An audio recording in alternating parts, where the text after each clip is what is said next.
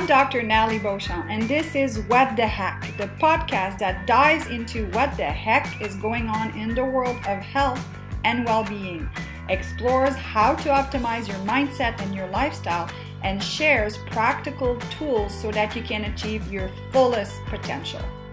Join me and a special guest each week as we discuss everything from biohacking to diet personalization to cutting-edge detox methods to setting and staying accountable to your goals. Ready to find out what the heck you can do to stay healthy, sharp, and at the top of your game? Let's get started. Good morning, everyone, and welcome to the What the Heck podcast. I'm super excited today to have a good friend of mine, and we're going to be talking about ketones. And I'm going to get right in with her because her and I can probably talk on the topic for hours, and I want us to really leverage her time. So this is my good friend, Dr. Duer Cardin. Heather, welcome to the podcast. So great to have you on. Thank you for having me. I'm really excited to be here with you and talking about this topic. Yes, which we both know is, a hot topic because there's a lot more exposure to that. But first, Heather, let's start by introducing you a little bit more in detail, how long you've been in practice, what kind of practice you have, and how you personally got interested more into, ketogenic diets and intermittent fasting and so forth. So give us a little bit of insight on you. Awesome. Well, I practice here in Overland Park, Kansas, alongside my husband. We're celebrating our 20th plus year of practicing. As you shared, we have a very functional style of medicine. We are licensed as chiropractors, as you are, also applied kinesiologists, acupuncturists, diplomacy in internal medicine. So what we do at Cardin Center for Wellness is we really help use all those tools or modalities in our pocket to really find that one interference in the body, which is stopping the body from moving forward in its healing process and along that journey. Also the mother of 4 amazing young men. I have to add that because that plays a big part in my role. When you talk about feeding your body, even from the point of, fertility to breastfeeding to growing a healthy child, because we know what's happening right now with the stats globally with our children of the I generation, so to speak. So we start talking about food. It really is very close to my heart, knowing that I've had 3 women very close to me who passed away due to heart disease, which is the #1 killer of women. My aunt at the age of 42, my grandma, my grandpa, and my sister at the age of 48. So when we start talking about food, it's a very passionate subject for me. But also when we talk about the body and what it needs, it all makes total sense on what we should be doing and what we weren't doing right in the 1980s and 90s. Yeah, so you guys can see who are listening how busy Dr. Heather and her husband Ralph are with not just their practice, but raising healthy kids as well. So Heather, this is a perfect segment with, what you said about chronic diseases, heart disease. And, I've shared before that my mother has Alzheimer's. So I think you and I have extra passion to help our patient, but help people more on a global level to really kind of, I hate to use the word wake them up, but sometimes, unfortunately, people do need an event, a cancer diagnosis, a diagnosis of some sort to wake up and make changes with their lifestyle, right? So one of the questions that I like to ask my guests is, what makes you go, what the heck? What the heck in this sense in, our industry that you wish people, clicked or resonated more with and that you're, super passionate about? I think it's still just big food manufacturing. I watched The Magic Pill. I've watched Fat, Sick, and Nearly Dead. And just seeing what we've done at that level to actually hide food content, take away the right things, bleach and enrich things. I'm also a farmer's daughter. My dad was a farmer here in Kansas. We also milked cows, we crated pigs, we farmed wheat and soybeans. So seeing what the earth and dirt and healthy animals can feed your body, and then knowing that oftentimes we are really encouraged to take the easy way out, which is drive through a peanut butter and jelly that's frozen with no wrapper. So I guess that's really kind of my heartstring. Even you go to a family movie, they're enticing everyone with food. And we know how highly addictive sugar is. And we visually see it, we visually taste it. It's really hard to just overcome that sense of urgency of I need sugar. But what we know is that eating all the sugar is wreaking havoc on our metabolism, and really on, we talk about children for the first time ever. Our children, your children, my children are not supposed to outlive us for the first time ever in 200 years. And it is related to food. Yeah. And it's so true, because I know in the webinars that I do on a weekly basis, I talk about the food industry and how commercials on TV, right? It's either drug related, it's food related, or it's cosmetic related. And God knows that, you know, those industries are trying to sell us their products to make us look young and beautiful and so forth. And, you know, it's full of toxins and so forth. So yeah, that's definitely a huge one. So Heather, you've really focused your practice because of who is coming into your practice with ketogenic diet and reducing inflammation. So first of all, what is a ketogenic diet and how would one benefit from it? And then we'll dig a little bit more in the intermittent fasting, because I know last weekend you were at a conference that was digging into intermittent fasting, but also, you know, block fasting for long periods of time, which is all a little bit scary for people. And for people listening, you know, you don't want to just start not eating just right away. There's a process and so forth. So let's start with, what is the ketogenic diet and why should someone follow it and what does it look like? Absolutely. Well, we've studied the ketogenic diet for more than 100 years. We first started studying it for children who were non-responsive to epileptic medication. And as most clinical trials go, when we start to shift something, we see all these other adjunctive things start to get better. So the ketogenic diet is total opposite of the standard global diet. I know you're in Canada, so I'm going to say global or North American diet. Yeah. So it's eating about 5% or less carbs, so lots of healthy greens. It's moderate amounts of protein, and then it's eating a diet high in healthy fats. We know our body has two fuel sources. It can either run on glucose, which we're doing if we're eating the standard global diet, high in carbohydrates, low in fat, or we can actually run on ketones. We actually come into this world burning ketones as a baby. Babies have to wait for mother's milk to come in for 18 to 24 hours sometimes. Babies are in that state of ketosis, waiting for that process to happen.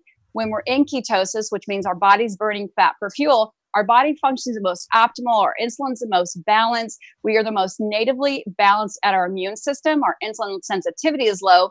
But just think about that baby. It only eats when it's hungry, right? Only eats. It doesn't graze. It doesn't snack. It only eats when it's hungry. It stops when it's full. And then babies wake up happy and giggly. I ask everyone, do you wake up happy and giggly, or is your hair a mess? The pillows on the floor? Did you not sleep? Are you snacking because you can't tell if you're hungry, hangry, lonely, or tired? The ketogenic diet has such amazing effect on the signaling for the brain that it actually stops those cravings. It balances out that blood sugar. It actually helps really just tap into when we're truly hungry or if we just have an appetite for something. So as we talk about your mother, talk about the women in my family, we talk about lifestyle diseases. We know ketogenic diet is an amazing modality or tool to help us really optimize our journey here on this earth. Yeah. And I mean, let's face it, we've grown up, you know, you and I are a similar age, you know, in the era of low fat this, and it's so hard to say to patients or people like that, you need to increase your fat. They go, oh my God, you know, my cholesterol is going to go through the roof, that kind of stuff. So there's a lot of myths that need to be busted with that. And, you know, can you share how you explain that to patients to say that, you know, it's okay to eat fat? I think you've done a good job with the different types of foods, but people are still scared that they're going to, you know, follow a ketogenic diet, or maybe they think it's not for them. So how do you usually, you know, convince people to try it and see how they feel and how their body reacts on it? Yeah. So, but you're exactly right. People have to have a crisis. Either they are told to be put on statins and they're afraid of that, or they had a reaction, or their hormones are a mess and they've been trying to do all the HRT. They've been implanting hormone pellets. Generally, when people come to our practice, they've tried everything else. That's generally what they say. We've tried it all. This is my last stop. But we're like, great. We want to be your last stop because we want to help you. Mm-hmm. So we lead with education. We simply show them that healthy fats or cholesterol break down into all of our hormones. We also know that our body is its own pharmacy. So when we start educating people very simply and say, this is our native state, we actually come into the world in a state of ketosis. This is a fuel that our body was meant to burn. If it's an athlete, I ask if they've ever been through, you know, that state where they switch from sugar burning to glucose burning and get in that, you know, Energizer rabbit bunny speed, so to speak. But we just really start educating them. And generally you say it's a crisis. They're ready to do something different because what they've been doing hasn't been working. And that's generally what they say, like, I'm stuck. And, it really is word of mouth in our practice after practicing so many decades that people they generally help people get people better. But now having the internet, now knowing that ketone, intermittent fasting are the top Google searched words, it makes it much easier for us. And top thought leaders are coming out with amazing books, amazing research that really we can just guide people to and say, just do the research yourself or try it. You have nothing to lose because what you're doing isn't working. Your blood sugar is going up. And then we have tons of people who share that they reversed diabetes. They've actually started ovulating again. Their testosterone has come up just simply by changing their diet, or people just start to feel better. So that really is its own best medicine, is when people feel that change in their body, then they learn what they're doing is the right thing. And again, there's so much clinical research out there to support it. Yeah, and it's not a new thing. Like you said, for cancer and epilepsy, it's been around for years, but it's nice to see authorities, in the natural field, like Dr. Hyman and Dr. Mercola. I mean, they've been, especially Dr. Mercola has been, promoting this for a long time, but I think it's gaining more and more awareness. But still, to this day, if somebody goes on it and then they go see their traditional family practitioner, and there's going to be some discussion going on. But I always say to patients, try it and see how you feel. And people are amazed of the energy that they have. But also, people have to give it a good go and do it properly. You can't, the saying here, have your cake and eat it too, really applies, True. right? Because you're not going to tap into ketosis. So that's a question that I get often. So how would someone know that they are in ketosis? So number one, you can either check your urine, and that's really pretty easy and cost effective to do the first 2 or 3 months. The more your body gets fat adapted, it does not dump out the ketones anymore. So it's a simple little strip. I think I paid $7 for 90 of them. And then you can also check your blood, which I think is the most reliable. You simply just check your blood. If it's over 0.5 on the meter, thumbs up, you're in ketosis. Or there's a couple different breath meters coming out that you simply just blow into them, which can be a little more expensive on the front end. And there's a little bit of variability because you have to keep resetting it and acclimating to each computer, but it lets you test several times a day. So if you're trying to see if a blueberry is doing it, or red pepper or radish is throwing you out of ketosis, or just your coffee is throwing you out of ketosis, it's a very economical, low invasive way to do it because you can test again 30, 40 times a day. So there's 3 different ways. I think you and I have both been in that state. You feel laser sharp focus. If you don't have those tools to test, your mouth feels very dry and you just feel like you could just conquer the world and just do anything. So it's an amazing feeling when you get there. It doesn't mean that the little urges for a cinnamon roll or a cake or cookie or pie isn't there, but the more you educate and the more you put yourself in a community that really endorses this way of eating and living. And when you see these little bitty wins at our office, like I slept 2 hours for the first time, or, this happened or that happened, it's just amazing when you start getting inspired just from our own patients and our community. Mm-hmm. Here's another question that I get asked too all the time. Is it good actually to be in ketosis all the time? Meaning, if you follow a ketogenic diet, should you give yourself, your body breaks from being in ketosis? And, let's dig in, with intermittent fasting, talking about probably your answer on that one. So we have to define what is a long time, first of all. So I believe that we all should intermittent fast every single day, but in little different time blocks. So whether it's 6 hours or 8 hours, definitely have a feast day, which we add a few more carbs and protein, but have one big meal because you want to replicate what our ancestors did. Even though we're in this century, we still come into this world in ketosis. Our ancestors came into this world in ketosis. We're all still, conceived exactly the same way, naturally. And again, we arrive in the world the same way in that state of ketosis. So what is a long time? I think if you have a metabolic disease that you're fighting, there's a lot of clinical research saying, yes, I've had multiple cancer. It's a great diet for me. I have, I've had multiple seizure issues. And so what generally can happen is as your body starts to get fat adapted after 2 or 3 years, even people who used it for seizure control, the body actually can heal. That's the amazing thing. And then people can actually slide out of ketosis and be into more of a low carb, healthy, green, eating healthy fat type of state. So I think it's okay to slip in and out. I don't believe in the big cheat day, so to speak, or, be out of ketosis for 3 days and your body's got to get back into, because what the literature shows us is that what happens with that fat, because when we eat food we don't need, our body's so smart, it just packages us up in little fat cells and puts it all over our body, no matter where we want it or not. And then it doesn't know what to do with it. So then when it starts packing it back in around our visceral organs, it can be very detrimental to our health. So that new term, thin on the outside, fat on the inside, is why we don't want to yo-yo ketogenic diet every 2 or 3 days. But yes, you can do it seasonally, especially here in Kansas. We would not have any berries right now, but if I was in another state, I might have access to some fruit or things like that. But, again, looking at the metabolic diseases, looking at how highly addictive sugar is, I think it's much safer to be in a longer state of ketosis than to be in a longer state of the standard American diet.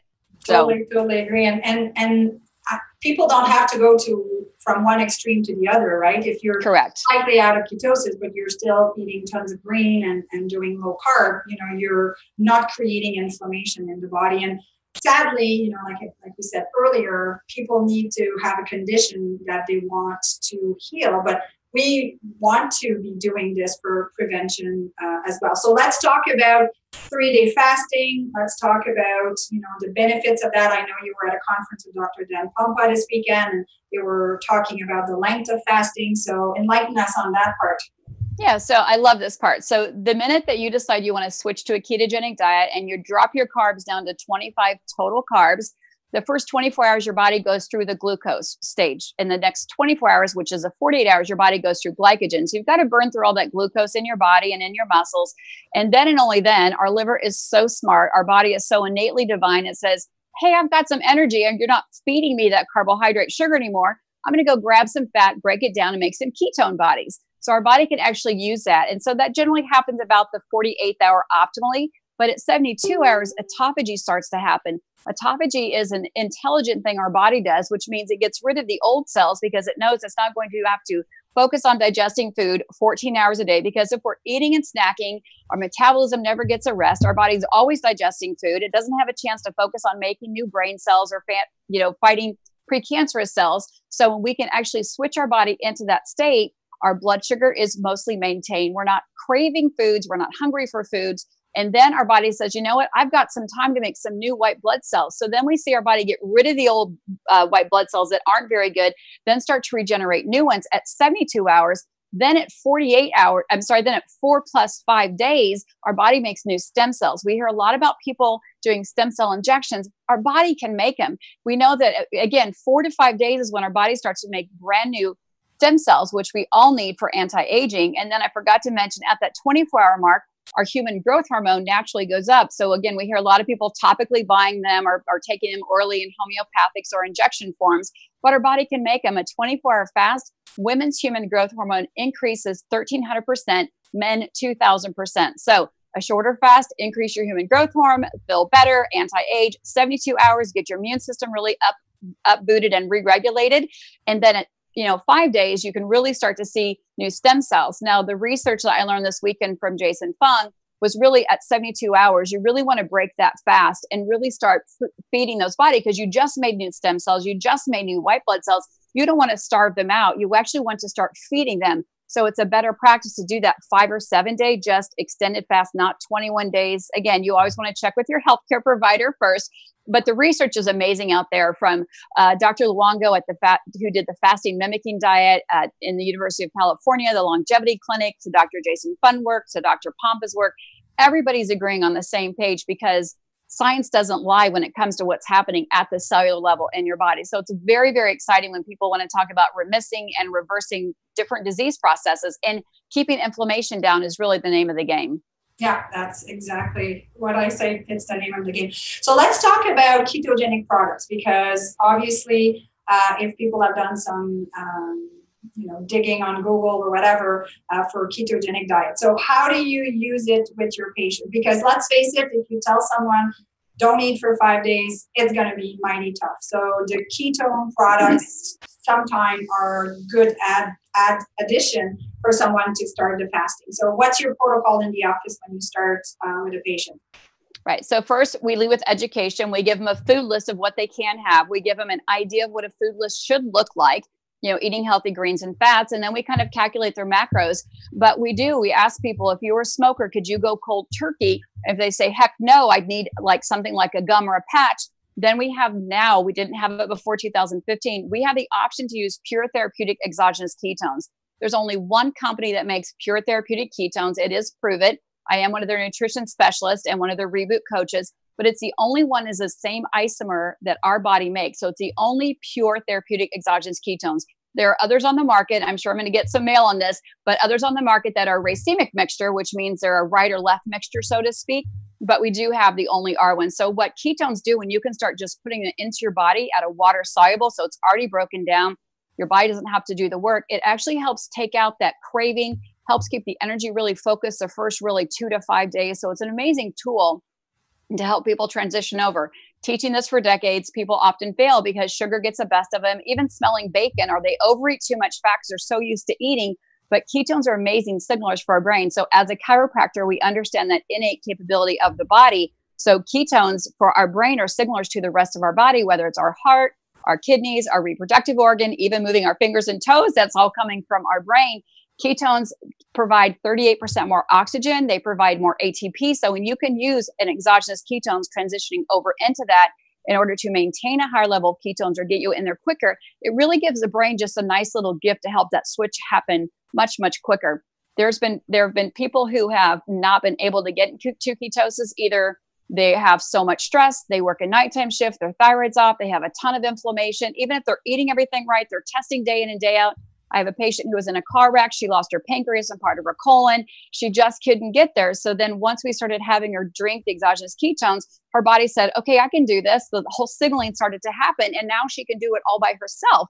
So it's just a great tool to have that, an adjunctive modality, so to speak, to let the body do what it naturally knows how to do. So that's what we do in our office. We either take a 1 to 3 week protocol doing that, and then we generally check in. We check food diaries, and then we teach people when you talk about block fasting that yes, how many times we do this lengthened fast? Well, it depends on your health status. What's the best option for me? It depends on your health status. So block fasting can be a 5-day intermittent fast, a 1 24-hour fast to increase your human growth hormone, and then 1 feast day. And that feast day is not cakes and cookies and pies. A feast day is a little bit extra protein, maybe a bite of a sweet potato, maybe 4 or 5 blueberries. Or you could do, a 4-day intermittent fasting day, and then a 2-day just true water fast day, even using some exogenous ketones, and then a 1-day feast day. Because if you do go low carb too long and you don't create metabolic confusion, your body will stagnate. So you need to vary that ketogenic diet and make sure you're just mixing it up, because our energy sources are different every single day of our life. And we have to feed it different every single day. And when we can get in tune with appetite and hunger, our body will go on autopilot and do amazing things. Yeah, and that's the whole point with diet cycling as well. What about bone broth, Heather? Because, you and I have done fasting before. And I have to say from a personal experience that it was truly mind over matter. I could not believe it after the second and third day, how I wasn't really hungry. It's just like, it's the habits. It's we have kind of, design our days around, food at a certain time. But, I know that I've used bone broth as well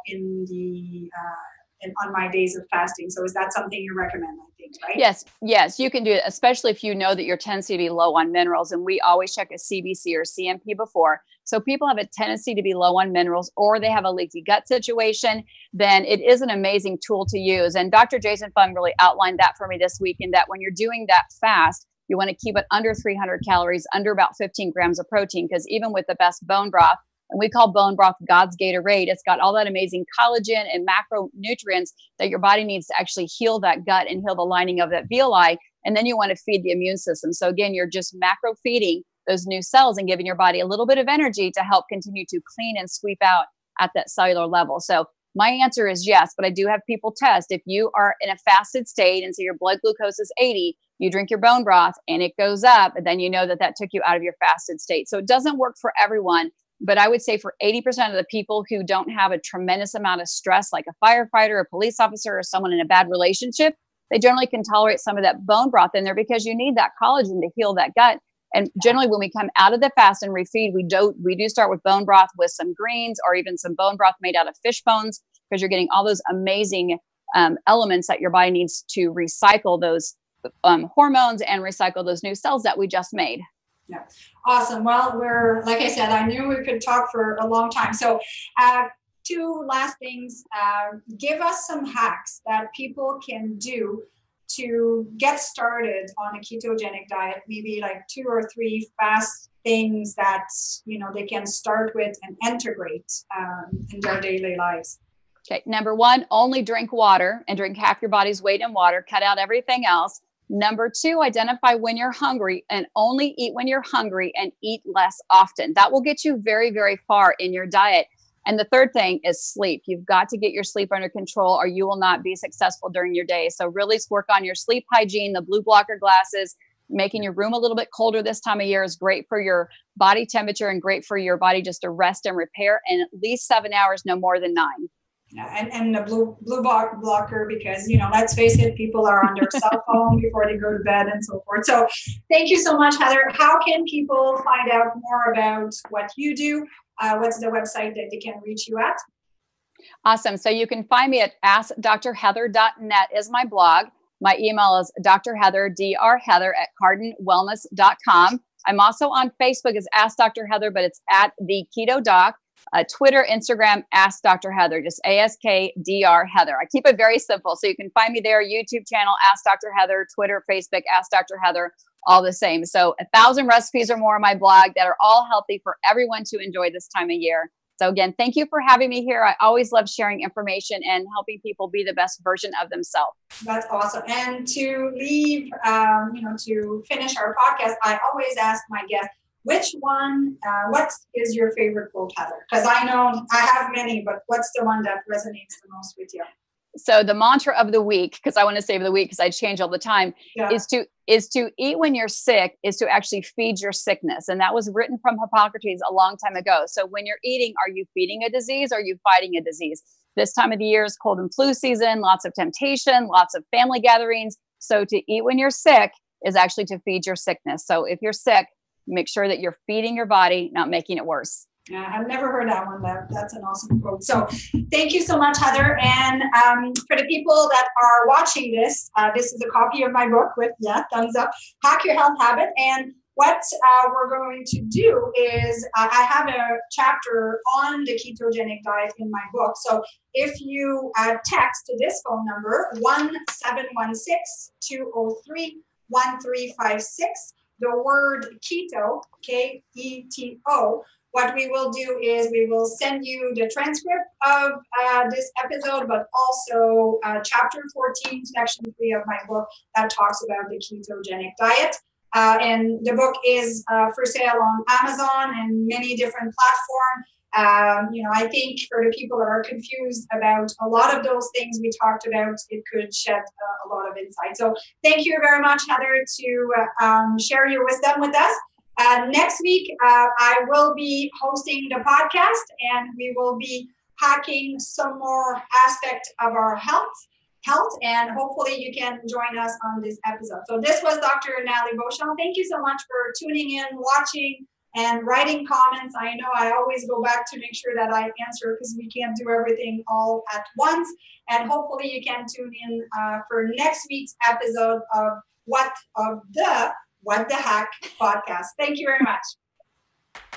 I'm Dr. Nathalie Beauchamp, and this is What the Hack, the podcast that dives into what the heck is going on in the world of health and well-being, explores how to optimize your mindset and your lifestyle, and shares practical tools so that you can achieve your fullest potential. Join me and a special guest each week as we discuss everything from biohacking to diet personalization to cutting-edge detox methods to setting and staying accountable to your goals. Ready to find out what the hack you can do to stay healthy, sharp, and at the top of your game? Let's get started. This has been a Wellness on the Go production.